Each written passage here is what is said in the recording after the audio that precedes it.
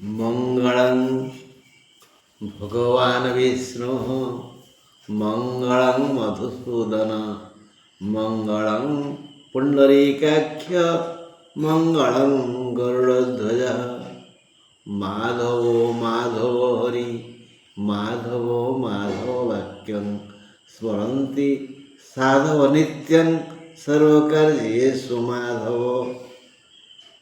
भगवान विष्णुंकर असंख्य ना सबु ना तो तथापि केतक ना को साधु माने निरंतर स्मरण करती। विष्णु मंगलं भगवान विष्णु आउ मधुसूदन आउ पुंडरीकाक्ष पुणी गरुड़ध्वज पुणी शेष माधव एते गुड़िए यही पांचटी छटी शब्द जहाँकि विष्णुंकर नाम आम यही पांच छटी शब्द को जदि निरंतर जपिबा भाविबा चिंता करिबा तेबे आमर मंगल हब। एक मु कहूनी सर्वकार्येषु माधव स्मरन्ति साधव नित्यं साधु माने निरंतर स्मरण करती आउ सबु कार्य से माने कहती माधव। हे बंधु माँ लक्ष्मींकर गोटे ना हूँ मा आमे माधव कहले आगे माँ को डाकिले माँ धव अर्थ स्वामी माधव बोले बापा बोले विष्णु मैं जगत करता। ये श्रोता बंधु आमे सबु कार्य माधव कहवा सर्वकार्येषु माधव माधव माधव माधव कहवा काम आरंभ करिबा। मु आपण मानकु सुनाइली मंगलं भगवान विष्णु तीन थर छिंक हला शुभ मंगल हम आपण मानकर आओ मोर भी मंगलम। आम आज कन्या राशि उपर आलोचना करिया बोली तो चिंता करिचे। कन्या राशि आम आरंभ कहले मंगल कना कन्या राशि पाई ग्रह मंगल मास सारा सुख शांति धन दौलत देई आनंद वर्षा करिवे। कारण कन्या को लग्न नहीं हिसाब कले मिथुन दशम घर कर्कट एकादश घर मंगल ग्रह मंगल एवं अछंती मिथुन रे तापरे एप्रिल 2 की आसवे कर्कट को तेणु दशम मंगल और एकादश मंगल शुभ। मंगल शुभ हेले कौन दियंती तो जानती आपण भूमि दियंती। भूमि कौन मागणा मिलिबो धन धन देवे धनरु बड़का धनरु जमी किणा हबो। Money money money brighter then sunshine sweeter than Honey. टंका टंका सूर्य किरण ठारू तेजिया महू ठारू भी मीठा से सब देवे मंगल ग्रह मंगल मास सारा बोले मार्च 14 रु एप्रिल 14 जाए मीन संक्रांति ठू ମେଷ ସଂକ୍ରାନ୍ତିଟାଏ ମଙ୍ଗଳ ଧନ ଦେବେ। ସେଥିପାଇଁ ମୁଁ ପ୍ରଥମେ ପରା ମଙ୍ଗଳ କହିଲି। ତାପରେ ବୃହସ୍ପତି, ସିଏ ବି ଦେବେ ପ୍ରବଳ ଧନ, ସୁଖ, ଶାନ୍ତି, ସମ୍ମାନ। ତେଣୁ ସିଏ ବି ମଙ୍ଗଳ କରିବେ। ଗୋଟା କଥା ନାହିଁ, ଏକା କାଳିଆ 24 ପଳିଆ। ସେ କାଳିଆ କିଏ? ଶନି, କଳାଗ୍ରହ। ଖଞ୍ଜ ତାଙ୍କୁ କହନ୍ତିନି, ଛୋଟା କହନ୍ତିନି। ଛୋଟା ଲୁଚେ କୁମ୍ଭେ, ମାଠିଆରେ ସେ ଆସିଛି। ଶନି ଏବେ କୁମ୍ଭରେ ଅଛନ୍ତି, ଷଷ୍ଠ ଘର। ସିଏ ଏଇ ମାସ ମାର୍ଚ୍ଚ 29ରେ ଯିବେ ମୀନକୁ। ତେଣୁ ସେ ଦେଲା ଭଳିଆ ଦେଇକିରି ଯିବେ। ଯଦିଓ ସପ୍ତମ ହେବେ, ହେଲେ ସିଏ ଏବେ କନ୍ୟା ପ୍ରତି ଅବିଚାର କରିବେନି, ଢାଳି ଦେଇଯିବେ। ଧନ ଜନ ଗୋପ ଲକ୍ଷ୍ମୀ ସବୁ କିଛି ଦେବେ। ଏଇଭଳି ଧନ ସମ୍ପତ୍ତି ଲାଭ କରି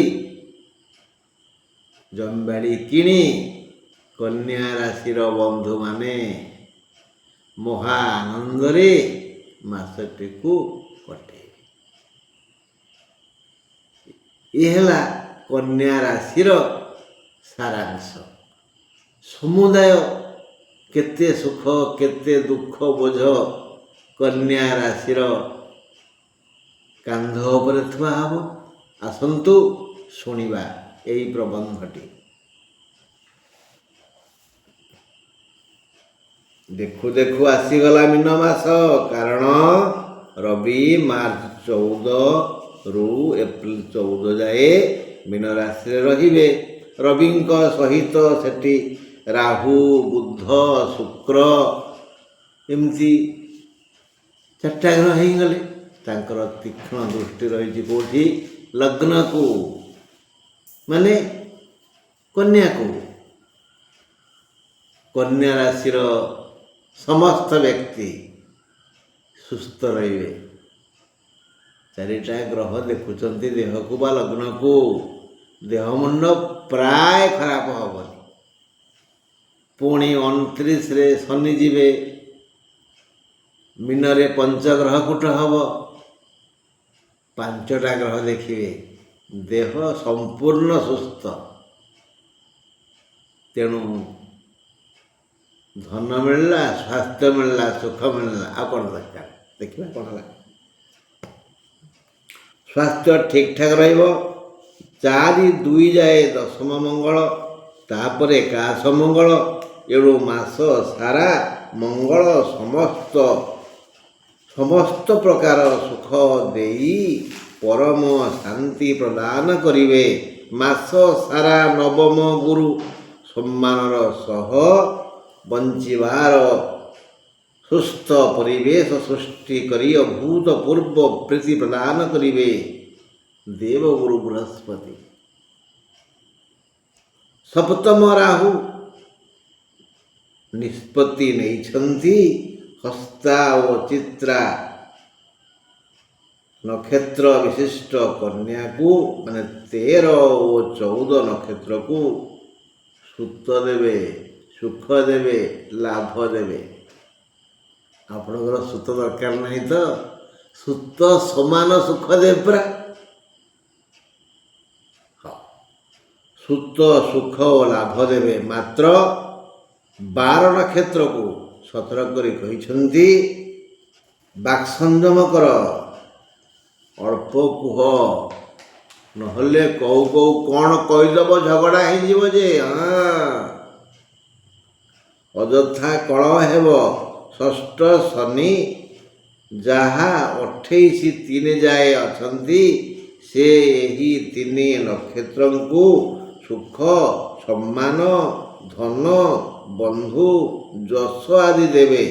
29-3ରୁ ଶାରୀରିକ ରୋଗର କାରଣ ହେବେ ଶନି।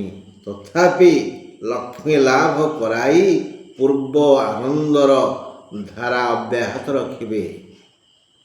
ଶନି ସପ୍ତମ ହେଲେ ଟିକେ ଶାରୀରିକ ଦୁଃଖ ଆସେ, ଶନିଙ୍କ ତରଫରୁ ଦୁଃଖ ଆସିବ ନା। କିନ୍ତୁ ଯେଉଁ 4ଟି ଗ୍ରହ ଜଗିଛନ୍ତି ଲଗ୍ନକୁ, ସେ କ'ଣ ଛାଡ଼ିବେ? ଦୁଃଖ ଆସିବ, ତା ବାଟେ ବାଟେ ପଳେଇବ। ଏଇ ଟିକେ ମୁଣ୍ଡ ବିନ୍ଧିବ, ଚଟାପଟ କେହି ଗୋଟେ ଆସି କହିବ ଟିକେ ମୁଣ୍ଡରେ ମାରିଦଉନ ଅମୃତାଞ୍ଜନ, ବଢ଼େଇ ଦେବ, ମାରିଦେବ, ବାସ୍ ସରିଲା। 4ଟା ଗ୍ରହ ଜଗିଛନ୍ତି ପା, ଶନି ଟିକେ ଦୁଃଖ ଦେବା ପାଇଁ ଚେଷ୍ଟା କରିବେ, କିନ୍ତୁ ଦୁଃଖ ବିଶେଷ ହେବନି। ପଞ୍ଚମାଧିପ ଶନି ଷଷ୍ଠରେ, ଏଣୁ ଛାତ୍ରଛାତ୍ରୀ ଗଣ ପାରିଶ୍ରମିକ ଫଳ ମନ ମୁତାବକ ପାଇବେ। ସମସ୍ତ ବିଦ୍ୟାର୍ଥୀ କର୍ମାନୁସାରେ ଫଳମ୍, ଯିଏ ଯେଭଳି କର୍ମ କରିଥିବେ ସେଇଭଳି ରେଜଲ୍ଟ ତାଙ୍କର ହେବ। ତେଣୁ ସମସ୍ତ ବିଦ୍ୟାର୍ଥୀ ଟିକେ ଆଗରୁ ତ ଶୁଣିଲ, କଠିନ ପରିଶ୍ରମ କର। ବିଦ୍ୟାର୍ଥିନ କୁତ ସୁଖମ୍, ବାରମ୍ବାର କ୍ଲାସରେ ମୁଁ କହିଛି, ସୁଖାର୍ଥିନ କୁତ ବିଦ୍ୟା। କାହିଁ ଭୁଲି ଯାଉଛ? ଦୁଷ୍ଟ କାହିଁକି ହେଉଛ? ସୁଖ ଖୋଜନା, ଛାତ୍ର ଜୀବନ ପରା। ସୁଖ ଖୋଜିଲେ ବିଦ୍ୟା ହେବନି। ପାଠ ପଢ଼ି ସାର, ଚାକିରି କର, ସୁଖ ପାଇବ। ବିଦ୍ୟାର୍ଥିନ କୁତ ସୁଖମ୍, ବିଦ୍ୟାର୍ଥୀ ଯଦି ସୁଖ ଖୋଜିବ ବିଦ୍ୟା ହେବନି। ତେଣୁ ପରିଶ୍ରମ କରିବ, ଫଳ ପାଇବ। ଆଚ୍ଛା, ଜଳଧାରା ପରି ଜୀବନ ରଥକୁ ଅଗ୍ରସର କରାଇବାକୁ ତମମାନେ ସମସ୍ତେ ଚେଷ୍ଟା କର। ପାଣି ଧାରା କ୍ରମଶଃ ନିମ୍ନକୁ ଯେମିତି ବହିଯାଏ, ତାକୁ କେହି ଠେଲେ ନା କି କହେନି, ସେମିତି ଏଇ ଜଳଧାରାକୁ ଗୁରୁ ଭାବି ନିଜେ ନିଜେ ଚେଷ୍ଟା କର। ଠେଲିଲେ ପେଲିଲେ ପାଠ ହୁଏନି, ସ୍ୱତଃ ପ୍ରବୃତ୍ତ। ପବନ ବହିଲା ଭଳି, ଜଳଧାରା ବହିଗଲା ପରି, ସୂର୍ଯ୍ୟ ଉଦୟ ହେଲା ଭଳି ତମେ ନିଜେ ପରିଶ୍ରମ କର ନା, ଲାଭ ହେବ, ବଡ଼ ମଣିଷ ହେବ। ଲଗ୍ନାଧିପ ଶନି ଷଷ୍ଠରେ ମହିଳାମାନଙ୍କ ପାଇଁ, ସପ୍ତମାଧିପ ଶନି ଷଷ୍ଠରେ, ଲଗ୍ନାଧିପ ନୁହଁ, ଭୁଲ ହେଲା, ସପ୍ତମାଧିପ ଶନି ଷଷ୍ଠରେ, ଏଣୁ ମହିଳାମାନଙ୍କ ପାଇଁ ଶୁଭ ଖବର। ସେମାନେ ସ୍ୱବୁଦ୍ଧିରେ ଆସିବାକୁ ଥିବା ସମସ୍ତ ସମସ୍ୟାର ସମାଧାନ କରି ପରମ ଶାନ୍ତି ଲାଭ କରିବେ। ଗୃହିଣୀ ଗୃହମୁଚ୍ୟତେ, ମହିଳାମାନଙ୍କ ପାଇଁ ସିନା ଘର ଦ୍ୱାର, ସେମାନଙ୍କୁ ତ ପରମ ସୁଖ ମିଳିବ। ଚତୁର୍ଥାଧିପତି ଗୁରୁ ନବମରେ ରହି ଦେଖୁଛନ୍ତି। ତେଣୁ ଅଭାବ, ରୋଗ, ଶତ୍ରୁ, ଋଣ ଆଦି ସମସ୍ୟା ଥିଲେ ବି କନ୍ୟା ରାଶି ନିଶ୍ଚିନ୍ତ ସୁଖରୁ ଅଲଗା ହୋଇପାରିବନି। ଦେହ ଅଛି, ରୋଗ ଆସିବ, ଦୁଃଖ ଆସିବ, ଶତ୍ରୁ ଆସିବେ, କିନ୍ତୁ ବୃହସ୍ପତି ସିଏ ସବୁକୁ ଦୂରରେ ରଖି ସୁଖ ଶାନ୍ତି ବିଧାନ କରିବେ। କୌଣସି ପୁରୁଣା ବନ୍ଧୁଙ୍କ ସହ ସାକ୍ଷାତ ହେବ। ଧୈର୍ଯ୍ୟର ସହ କାର୍ଯ୍ୟ କରନ୍ତୁ, ସଫଳତା ଆପଣଙ୍କୁ ଅପେକ୍ଷା କରିଛି। ତରବର ହେବନି, ସହସା ବିଦଧି ତନ କ୍ରିୟାଂ ଅବିବେକୀ ପରମା ପଦମ୍ ଭଜେତ୍। ଧୀର ପାଣି ପଥର କାଟେ, ଧୈର୍ଯ୍ୟ ଧରି କାର୍ଯ୍ୟ କରନ୍ତୁ, ସଫଳତା ଆପଣଙ୍କୁ ଅପେକ୍ଷା କରିଛି। ଅସୁବିଧା ଆସିବ ମାତ୍ର ବନ୍ଧୁ ସହଯୋଗ ମିଳିବ। କର୍ମରେ ଓ ପରେ ଲାଭରେ ମଙ୍ଗଳ। କର୍ମରେ ଦଶମରେ, ଲାଭରେ ଏକାଦଶରେ ମଙ୍ଗଳ, 2 ଜାଗାରେ। ତେଣୁ ବଢ଼ିଆ କାମ ହେବ। ଯିଏ ଯେଉଁ ବୃତ୍ତି କରୁଛନ୍ତି, ଯିଏ ଯେଉଁ ବୃତ୍ତି, ଭିକ୍ଷୁକ ଭିକ୍ଷା ମାଗୁଛି, ତା ଥାଳ ଖାଲି ହେବନି। ରଙ୍କ ଠାରୁ ରାଜା ପର୍ଯ୍ୟନ୍ତ ଯିଏ ଯେଉଁ କର୍ମରେ ବ୍ରତୀ, ସମସ୍ତଙ୍କର ସବୁ କର୍ମ ସଫଳ ହେବ। ଏଣୁ ସମସ୍ତ କର୍ମ ଓ ସମସ୍ତ କର୍ମଚାରୀ ଯିଏ ଯେଉଁ ବୃତ୍ତି କରି ଜୀବିକା ନିର୍ବାହ କରୁଛନ୍ତି ସମସ୍ତଙ୍କୁ ମୁଣ୍ଡଝାଳ ତୁଣ୍ଡରେ ମାରି କଠିନ ପରିଶ୍ରମ କରିବାକୁ ପଡ଼ିବ। ବ୍ୟବସାୟୀମାନଙ୍କର ଭଲ ଲାଭ ହେବ। ପୋଲିସ ଓ ସୈନିକମାନଙ୍କୁ ଏ ମାସରେ ଖୁବ୍ ବେଶୀ ସଫଳତା ମିଳିବ। ସପ୍ତମ ବୁଧ ଓ ସପ୍ତମ ଶୁକ୍ରଙ୍କ ଯୋଗୁଁ ମାନସିକ ଅଶାନ୍ତି ସୃଷ୍ଟି ହେବ। ସପ୍ତମ ଶନି ଓ ସପ୍ତମ ରାହୁ ତଥା ସପ୍ତମ ରବିଙ୍କ ପାଇଁ ଶାରୀରିକ ରୋଗ ଯନ୍ତ୍ରଣା ସୃଷ୍ଟି ହେବ। ପୁରୁଣା ରୋଗର ବନ୍ଧୁମାନେ ବହୁ କଷ୍ଟ ଭୋଗିବେ। ଆର୍ଥିକ ମାନଦଣ୍ଡ ଦୁର୍ବଳ ହୋଇଯିବ। এই ରୋଗ ପାଇଁ ସମସ୍ତେ ଅଲଗା ଅଲଗା ରୋଗ ଦେବେ, କିନ୍ତୁ ମିଳିତ ଭାବରେ ସହଯୋଗ କରିବେ। ଦେଖେଇ ହେବେ ମୁଁ ସହଯୋଗ କରିବି, ସାହାଯ୍ୟ କରିବି। ମୋଟାମୋଟି ଭାବରେ ସବୁ ପ୍ରକାର ସମସ୍ୟା ଆସିବ, ଆମ ଗେଟ୍ରୁ ପଳେଇଯିବ, ବେଶୀ ଦୁଃଖ ହେବନି। ରବି ଦୂରଯାତ୍ରା କରିବା ପାଇଁ ମନ ଉଚ୍ଚାଟ କରିବେ। ଏଣୁ ଖର୍ଚ୍ଚ ବଢ଼ିଯାଇପାରେ। ହଁ ବନ୍ଧୁ, ଧର୍ମକୁ ଆଶ୍ରା କରି କର୍ମ କରିବା ଭଲ, କାରଣ ଧର୍ମ ହିଁ ସବୁ ପ୍ରକାର ସହଯୋଗ କରିବ। ଦୁଃଖ ସ୍ୱପ୍ନ ଭଳି ଆସିବ, ଚାଲିଯିବ। ଏହିସବୁ ସମସ୍ୟା ପାଖ ମାଡ଼ିବନି ଯଦି ପିତା ମାତାଙ୍କ ଆମେ ଚଳନ୍ତି ଦେବତା ଭାବି ତାଙ୍କର ସେବା ଯତ୍ନ ନେବା, ଆଉ ତାଙ୍କର ପରାମର୍ଶ ମାନିବା। ଯେକୌଣସି କାମ କରିବା ଯଦି ବାପାଙ୍କର ମାଆଙ୍କର ପରାମର୍ଶ ନେଇ କାମ କରିବା, ଦୁଃଖ ମାଡ଼ିବନି, ଜମା ମାଡ଼ିବନି। କାହାର ତ ଆସିନି ଆଉ।